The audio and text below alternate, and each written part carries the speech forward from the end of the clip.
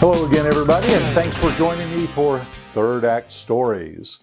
You know, in our 60s, we enjoyed things in the 60s, 1960s, I mean. And one of the funnest things that I had when I was a kid in the 1960s was an AMT Star Trek model kit. My dad had built it for me, and it was really a fun, great memory for me. And in recent years, I've rebuilt it. And I think a lot of y'all are interested in that sort of thing. I've gotten a lot of positive feedback about the model kit videos that I've put out. So I figured I'd put some more out and let y'all enjoy with me. So this is it.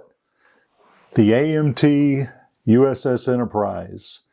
This is the first model kit that ever was built for me. Actually, my dad built this for me when I was just a little kid, probably 4 or 5 years old. He actually built this for me before I got a chance to see an episode of the actual Star Trek. And I've found as I've been doing these reviews of these model kits that I've got and all these nostalgic things that this reminds me of my dad. I think that's a connection I've got with these things. When I was, again, a little kid, he would put these things together for me after dinner. They were usually model kits of things that I didn't have a toy option. He couldn't go down to the store and buy a toy of them, so he bought a model kit. He'd put it together for me. And it was a chance for my dad and I to connect. And it just was like anything, you look back on it and it's magical. And, since my parents have passed, this is just a way for me to continue to feel like they're still there. One of the nice things about this kit was that it had clear or amber colored nacelle caps and a little cap on the bottom and the top that would light up. And what you did is you put a battery in it. Now I've put a new base on it with some lights to kind of simulate the box lighting. But you would turn the radar dish on the front and engage the battery, and this thing would light up. Now, I've painted this to simulate the box art and simulate the way my dad had done it, but I've light blocked it, so it doesn't completely light up.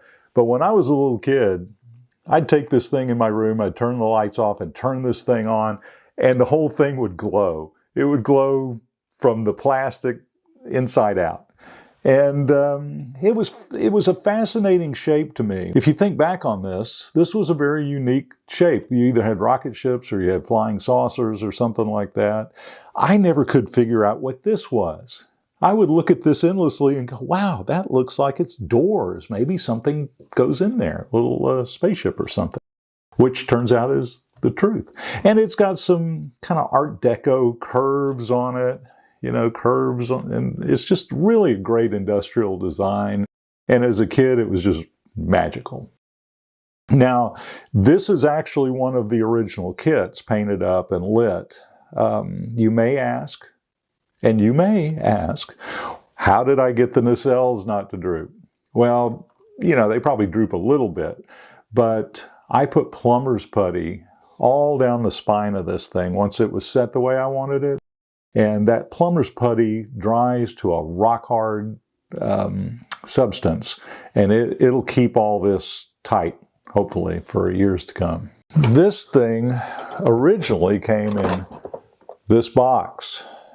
This is actually a reproduction box, but I've got the original box for this thing, and it's kind of a mess. But as you see, it was painted this way, and that's the way my dad saw it, so that's the way my dad painted it.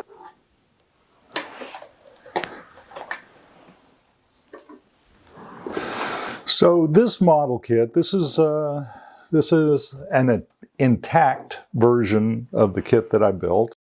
And again, everything's here. Actually have all the little wiring. I don't know if that came with it. Maybe it did.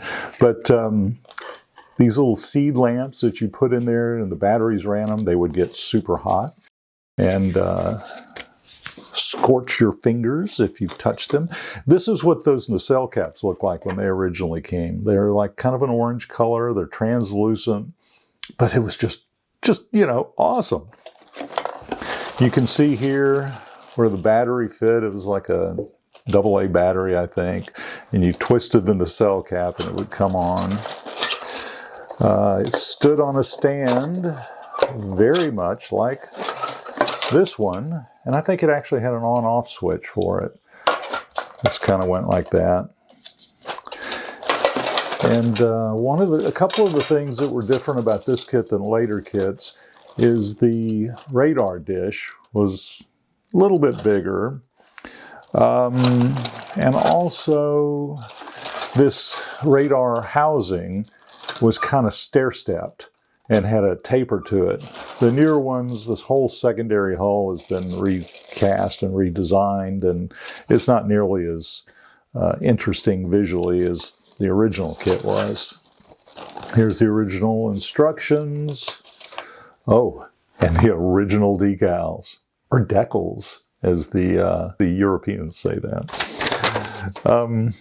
But anyway, you know, it was just a lot of fun. You know, when we were kids, you really didn't have access to a lot of things. Nowadays, you know, kids don't really care about stuff like this, I don't think. They've got everything on their phone. But when I was a kid, we didn't have phones. We didn't have color TV. We didn't even have, nothing. We didn't have cars. We didn't have nothing. We always had to ride in horses and walk down the street in the snow with our hair and our clothes. Kids today, what do they know? So thanks again for taking a look at one of these model kits. You know, in our 60s, we think back on the way our lives were and how simple things were and how exciting they were in the space age and with all the great stuff that was on television. And it's okay to look back at that stuff and enjoy it. It gives you a sense of, you know, a simpler time, but a more adventurous time. Be sure and join me again on Third Act Stories, and hopefully we'll talk about something other than model kits, but y'all seem to like it, and I want to, you know, give you what you want. So I probably will show a few more of these model kits as the days go by.